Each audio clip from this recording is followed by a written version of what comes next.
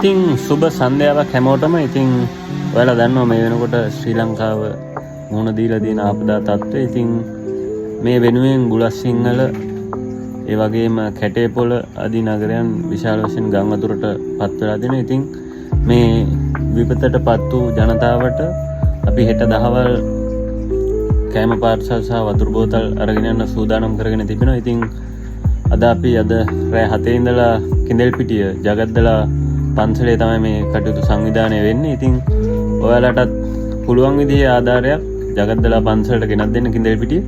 ඉතින් ඒ වගේම වතුර බෝතල්, ඒ වගේම හාල්, සනීපාරක්ෂක ද්‍රව්‍ය, ඒ වගේම පැනඩෝල්, වීලි ආහාර, ඒ වගේ සියලුම දේවල් ඔයාලට පුළුවන් මේ ජගද්දලා පන්සලට ගෙනත් දෙන්න. අද රෑ 7 ඉඳලා අපි බඩු එකතු කරනවා.